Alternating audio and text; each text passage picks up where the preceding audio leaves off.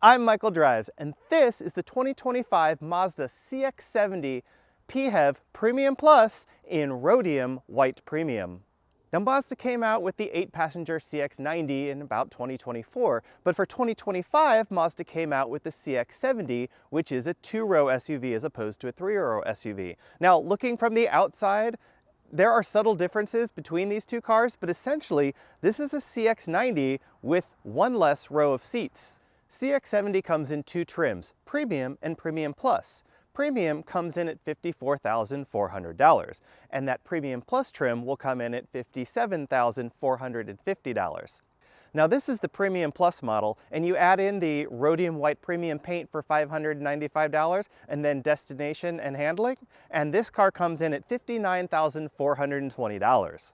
As far as performance, CX-70 plug-in hybrid comes in at 323 horsepower and 369 pound-feet of torque. Now, this is a 2.5-liter gasoline engine combined with an electric motor and a small battery compared to an electric car. So it'll drive 26 miles on all electric alone, according to the EPA, but you'll have a range of almost 500 miles with gas and electric combined. This 2.5-liter engine and electric motor is connected to an 8-speed automatic transmission. One thing to note, premium fuel is recommended for the CX-70 plug-in hybrid.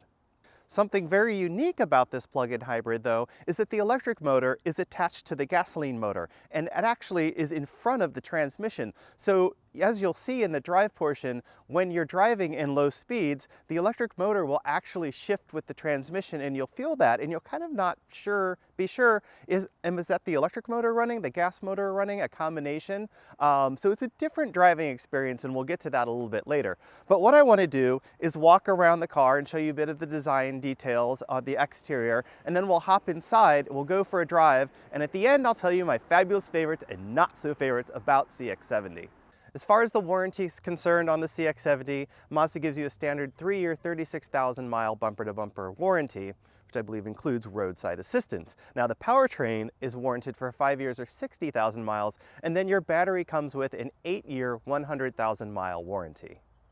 Let's take a look at some of the design elements of the CX-70. So while this is basically a CX-90 with just one row removed, I mean it's a 2-row SUV as opposed to a 3-row SUV, there are some unique design elements that set it apart visually on the outside, but they are subtle. So you'll notice these sort of larger black inserts here around the side for the air dams. It is a unique design element on the front bumper, and then on the rear bumper you'll notice is also subtly different. The CX-90 has more vertical sort of slits here on the side, as we'll call them. But we do have full LED adaptive headlights here. And then the front of the car, you'll notice that has a gloss black grille. So that's unique to the CX-70. You'll see a lot of chrome in the CX-90, but in the CX-70, you'll see a lot of sort of blacked out trim, and it'll be down here, and it'll be around the side of the car as we move over to that.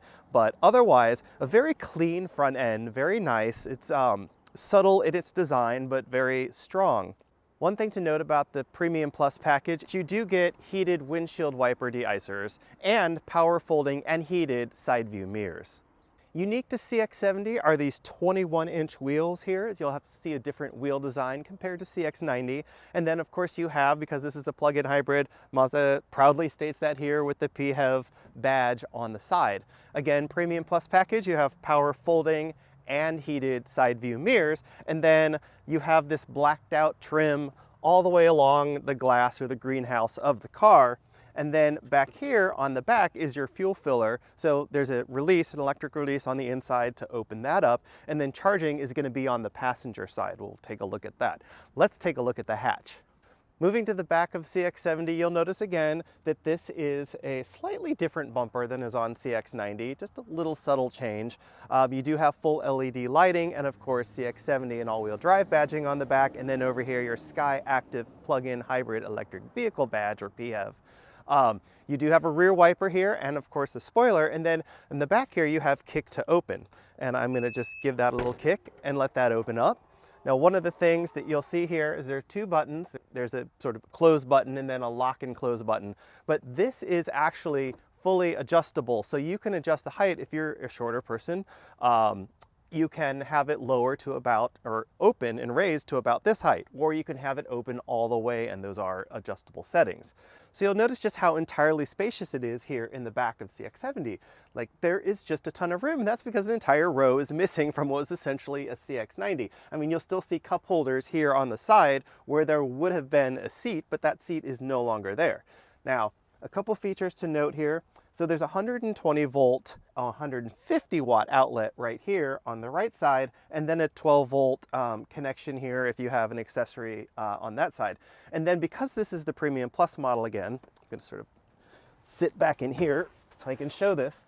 You do have a 120 volt, 1500 watt outlet. So this is going to be a much powerful outlet, and probably what you're going to want to use if you have something like maybe a vacuum cleaner that you just want to plug in here and sweep out your car, or if you're going to run maybe a toaster that is below 1500 watts on a camping trip, you'll want to do that. I would love a toaster right now because it's 25 degrees out.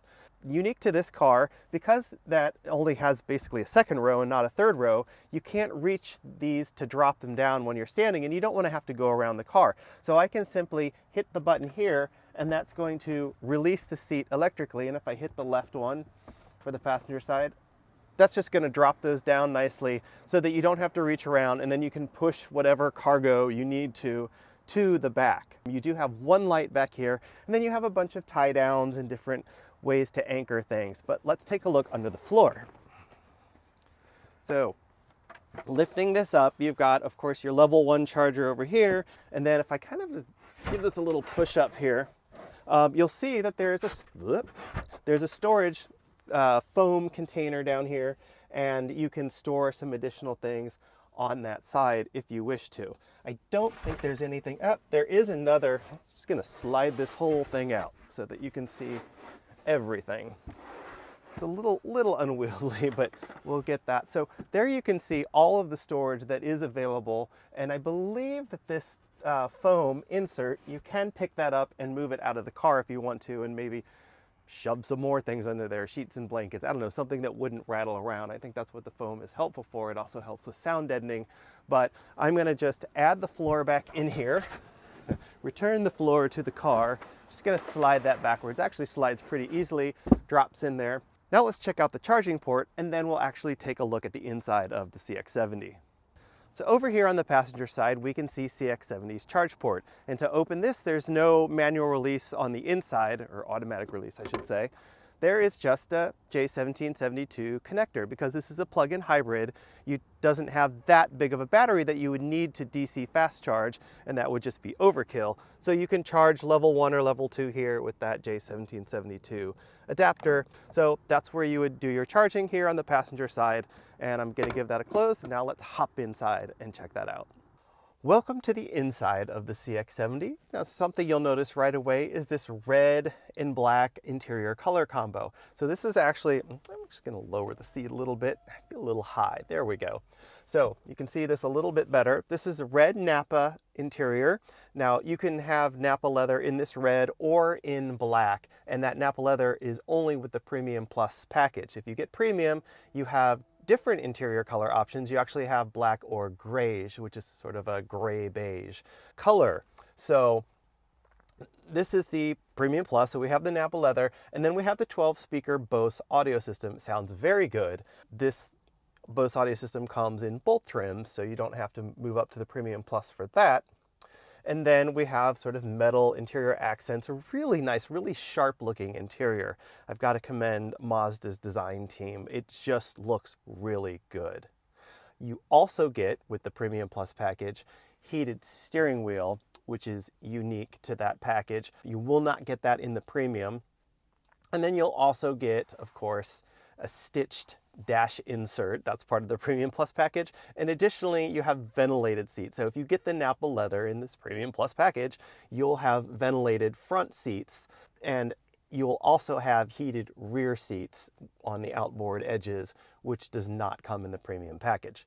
You'll notice above my head that there is a power panoramic roof, and that's power opening and close, and it also has a shade that will electrically retract front and back. Now let's hop into the driver's seat and take a look at the car from that perspective. Welcome to the driver's seat or driver's point of view in the CX-70. What I'm going to do is just hit the power button up here and give the car a start. My foot on the brake. Now, you heard the gasoline engine start up there because the battery for the high voltage battery is discharged right now, and I'm running in only hybrid mode. So just so you can see sort of what the displays look like and the dash looks like, it's going to be a little bit loud in here. I may cut off the HVAC control just to make it a little bit quieter, but of course have the heated steering wheel on to warm up my hands. Now you have a 12.3-inch display behind the dash here, and over here you have a 12.3-inch display, but it is a touch screen, which is nice. So if you're in Apple CarPlay, you can actually come up and hit the buttons, which is really fantastic. Everything in this screen is also controlled down here by this control knob, which actually makes it really easy because when you're in the car and you can't reach over, that's my left hand, but of course the right hand, the hands fall on the steering wheel, but that's a bit of a reach. You got to kind of lean forward to hit that and flip through the different things, but I can do that easily with the knob down here, just turning that, and I can control that. I love that Mazda has the volume control knob down here as well. That's just a really nice feature. You can move tracks and whatnot. You don't even have to do it on the steering wheel if you don't remember where all the buttons are. I mean, you have your infotainment buttons on the left, and then you have your automatic cruise controls and some other safety settings like lane keep assist down there as well. You do have physical buttons for your HVAC controls. So like I can just turn this power on, it's set to auto. You've got toggle switches to make the temperature go up and down, and then right now the seats and the steering wheel are connected to the HVAC system that's configurable, but they're automatically turning on so you get your heated seats and your heated steering wheel. Moving back to the gauge cluster here, one thing to note is that it is not configurable. So what you see is kind of what you get. There's no big map feature or anything in the back of there. I can press this info button down here on the left of the steering wheel, and it's just going to change what's in this tiny cluster down here. So you can move from your eye active safety sense to a compass, and you can just shut that off entirely so it's not distracting, or move over to an info panel. Now you'll notice it says 14.5 miles per gallon. I've been doing a little city driving only on hybrid this morning, and that's about what I've been getting. Now it's a really cold morning. I'm gonna shut the HVAC back off again. It's been a very cold morning, and actually it's 25 degrees when I started out. It's actually reading 23 degrees now. The engine was a little coarse. It did not want to. I mean, it drove fine, but it just sounded a little harsh, and now that it's warmed up, it's sort of smoothed out, which is nice. Now, if you had a fully charged battery, you would be starting out in all electric and not have to worry about that. Coming back over here, while I mentioned you do have Apple CarPlay, you have wireless Apple CarPlay, and you have wireless Android Auto. In addition to that, down here, there is a wireless charging pad, so you can set your phone right here next to this 12-volt outlet that you see there. And then, of course, you've got cup holders. If I just press that down in there, you've got two cup holders, but they're nicely hidden away if you're not being used, and I really appreciate that. Coming down in here, you have the My Drive control. Now, what this actually does, if I toggle this, you'll see over here in the screen, I can go from sport mode to normal mode to EV. It won't let me really in there right now because the battery is not charged enough. It's going to tell me that that's temporarily unavailable. And then I do have an off-road mode that's going to help with traction in an off-road situation. And that'll give you a different sort of gauge cluster display.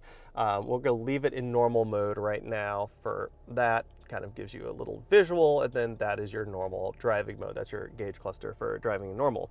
Next to that, you have a button for the charge. So right now, the way it's set, when you start off, the car will operate in all electric mode until that is discharged. If you wanted to charge up the battery with the car, the gasoline engine itself, because you knew that later on you were going to drive to a place that was going to be, you wanted to drive quietly in all electric mode, you could hold this button, hit that button once. It's going to actively ask you, do you want to adjust your charge target? But you'll see down here, there's a little icon right there. And that says that it's now going to charge the battery up using the gas engine. And if I just hit that again, it shuts it off. So there you have that control. And then down here, you also have a hill descent control. and you have a camera button, and you can, because this has the 360 camera, I can hit that camera button and you can see in very crisp, clear detail exactly where the car is parked. And this is so useful in parking. I mean, I wish this were available on the premium trim, but it's premium plus only. Super useful for parking and seeing all around your car, you know, anywhere you're maneuvering in a tight space, a parking garage or whatnot. So I'm gonna hit that button again, it'll shut that off, send it back to the screen. And if you wanna see what's in each screen, in the information screen, you have, you know, different things that you can select between: a drive efficiency monitor, the high voltage battery monitor if we wanted to go in there. That kind of gives you an idea of what's in that menu. And of course, vehicle status monitor is going to tell you when you need your next service and whatnot. If I jump back to the home menu, and I come into entertainment, of course, you've got your AM, FM. You do have HD radio in here for the FM, which is very nice. You can plug in a USB. It also has Alexa built in, so you can ask Alexa to change the temperature of the car. You can have her turn on the heated steering wheel or whatever you want Alexa to do. It comes, you know, built in. It's not activated in this car right now, or else I would demo that. And then of course you have your phone connection here. I'm not currently connected because I'm filming at the moment, but if you move down here to navigation, you've got your full navigation, very nice and crisp there. I can jump back out. And then of course your vehicle settings, and you have a comprehensive set of vehicle settings from EV settings. We can jump into that, and you can set your charge limit and regen. Oop, I backed out too far. Nope. Let's see, settings, back to settings, in-vehicle displays, how you want things to appear, your sound settings for the audio, safety, vehicle connectivity, Alexa settings, and of course your system settings, where you can do a software update back to the home screen. So just to give you an idea of what the interior looks like, again, you have those Bose tweeters in the A-pillar, and then of course very nicely sculpted, just a beautiful, crisp, high-end interior. They've just done a gorgeous job in here. Moving down here to the center console, I can open this up. I can only open half up if I wanted to, or both sides, and you'll see lighted down here are two USB-C ports to charge any devices that may not be able to be wirelessly charged. You can actually run a laptop. If your laptop has USB-C connections, you can do that with that. And I'm gonna just close these back up, and we'll hop into the back seat and take a look at what it looks like from back there. Welcome to the back seat of the CX-70. So just so you know, I'm 5'9", and this is how much legroom I have. Now this seat is actually back past the B-pillar right now, so you can kind of see, you know, just what is available as far as space. And then my headroom, I've got a full fist of height almost right in here. I guess if I sit back, I have a lot more headroom, but I was kind of crouched forward. You will see that the Premium Plus package, it gives you these rear window screens in the back here. And then you also get tri-zone climate control with this package. So you've got full climate control back here. And then you have part of the Premium Plus package again, heated rear seats. So the outboard edges are heated. Now I will note that in the front seats and back here, just the bottom pad of the seat is heated. So these side sort of pads here, they're a little chilly still, but you do get heat from the bottom of the seat, you know, in with the heated seats. And then you do have two USB-C ports still back here, right below here. There are your connections, and of course your heated seat buttons are there. And then you have vents for the air conditioner, and the heat will actually come out underneath the rear seats on the floor. You do have a couple additional features back here. You've got sort of these grab bars, which are really helpful. They're at all four doors. And finally, you do have cup holders and a center armrest here for your backseat passengers.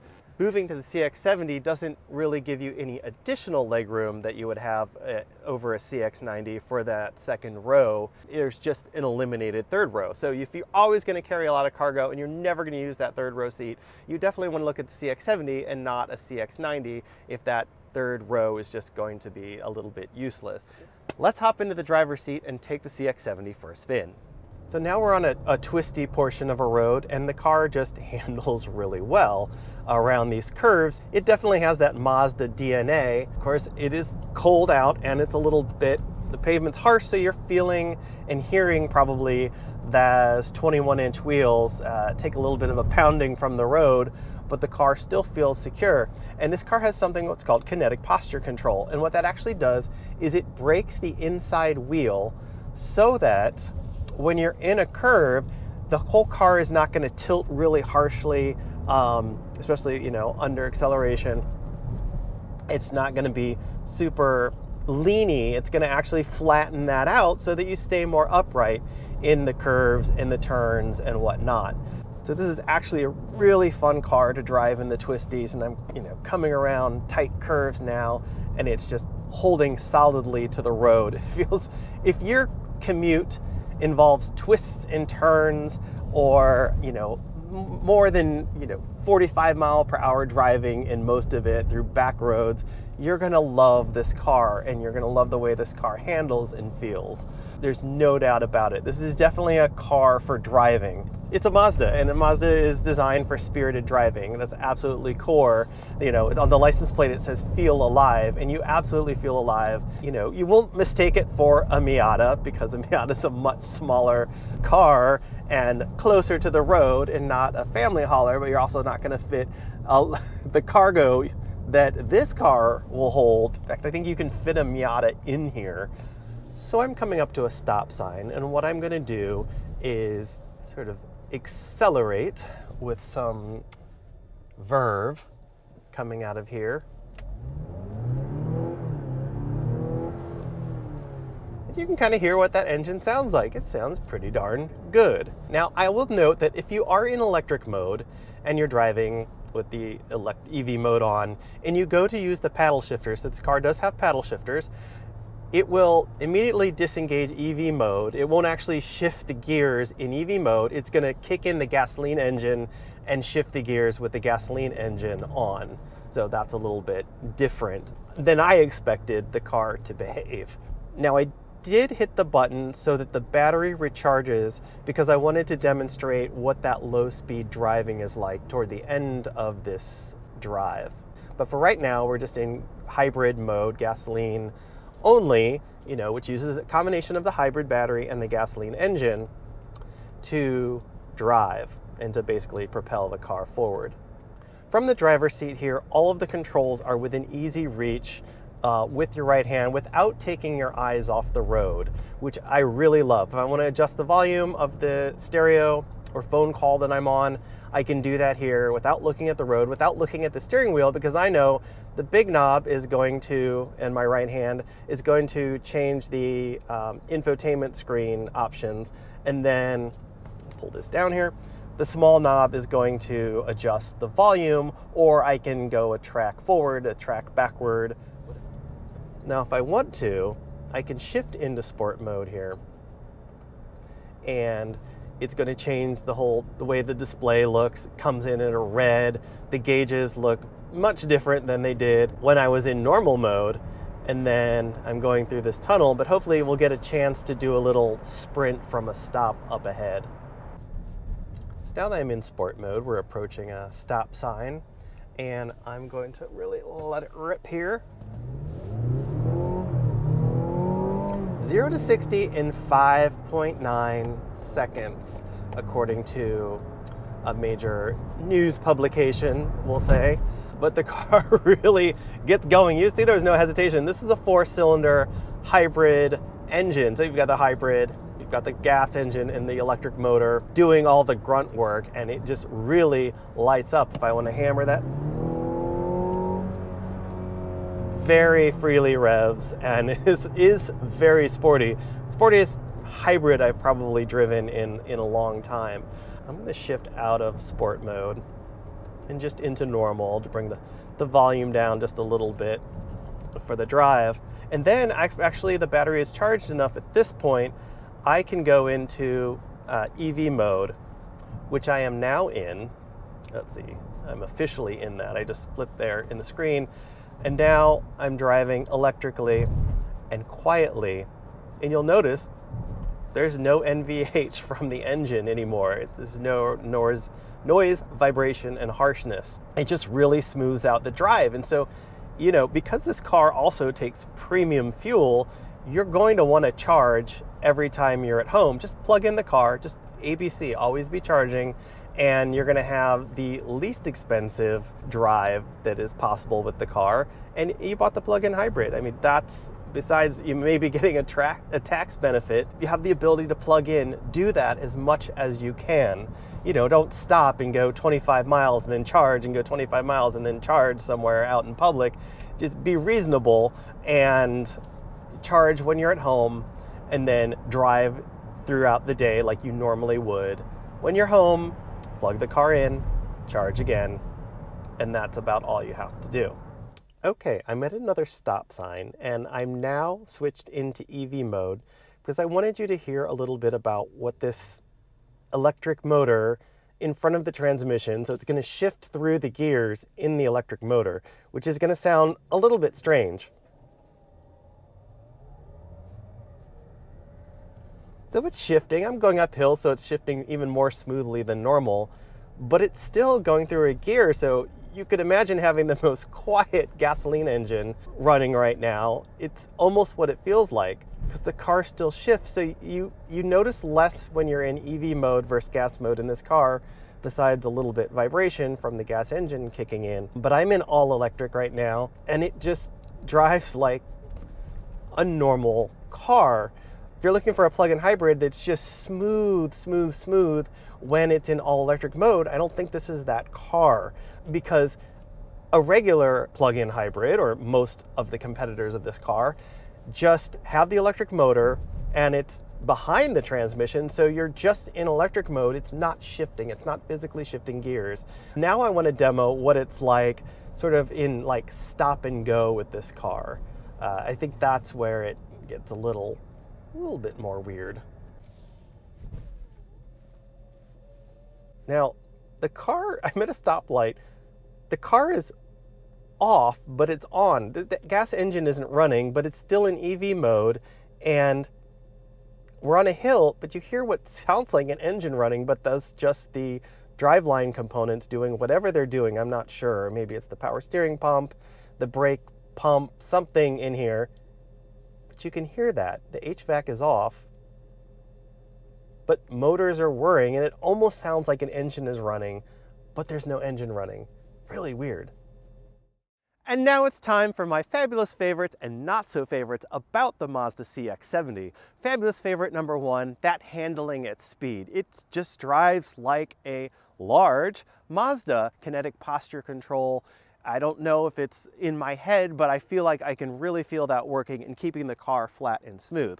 Fabulous favorite number two is that UI design, sort of the user interface, the user experience from the driver's seat, the way everything is right at your hands in the center console. I really appreciate that. It's just easy to use. All the buttons that you're going to use a lot are right there in the center console. They're not the ones that are hidden down far and away. Another fabulous favorite, I like the front end design of this Mazda. It really looks sharp. It looks pretty darn good here from the back as well. And then my final fabulous favorite is that hybrid grunt. So a lot of hybrid engines don't sound so great, or they're maybe not connected to a traditional transmission like the 8-speed that's here in the CX-70. Hearing that hybrid engine shift as opposed to going through a CVT just sounds better. And now my not so favorites about the CX-70. So I just don't love that low speed city driving, maneuvering around a parking lot. It's just a bit too jerky from what I think should be a very smooth electric motor, because that electric motor is connected to the engine and has to still shift through the transmission.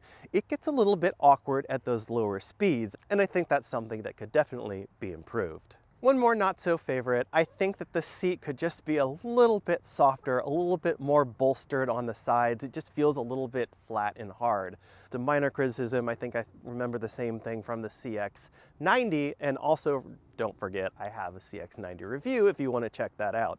Check out that link in the top.